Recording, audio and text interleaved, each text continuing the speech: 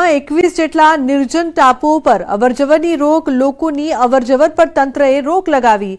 29 મે સુધી 21 ટાપુ પર અવરજવર પર પ્રતિબંધ રહેશે। દેવભૂમિ દ્વારકા અધિક જિલ્લા કલેક્ટરનું જાહેરનામું।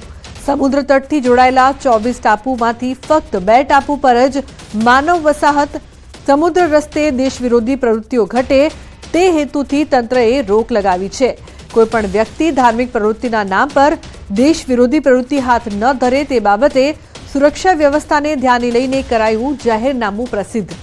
તો 7 ટાપુઓ પર થોડા સમય પહેલા જ ગેરકાયદેસર ધાર્મિક દબાણો કરાયા છે દૂર।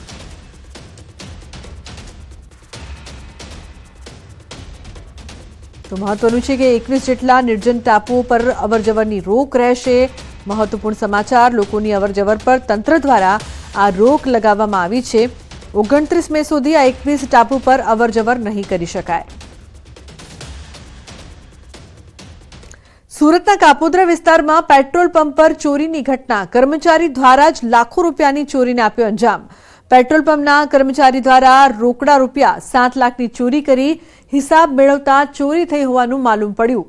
પેટ્રોલ પંપના મેનેજર દ્વારા કાપોદ્રા પોલીસ મથકે ફરિયાદ નોંધાવી। કાપોદ્રા પોલીસે આરોપી અનિરુદ્ધ પ્રતાપસિંહની ધરપકડ કરી। સમગ્ર ઘટના સીસીટીવી કેમેરામાં કેદ થઈ છે।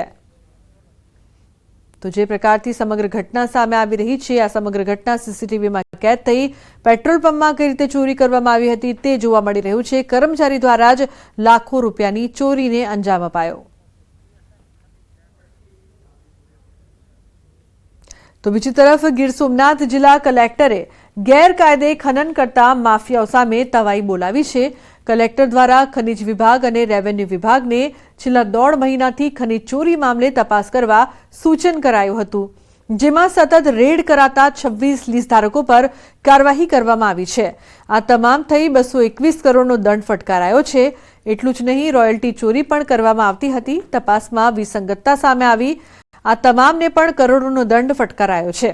હાલ પણ આ ઝુંબેશ યથાવત છે, જેથી આવનાર સમયમાં હજુ ઘણી ખનીજ ચોરી ઝડપાશે। 20 જગ્યાએ અમે રેડ કરી છે અને એમાં 221 કરોડ જેટલો અત્યારે ખનીજ ચોરી છે પકડાયેલ છે, જેની આગળની જે એની સુનાવણીની કાર્યવાહી છે અત્યારે મારી કક્ષાએ ચાલુમાં છે અને એમને પૂરતો હિયરિંગને કરી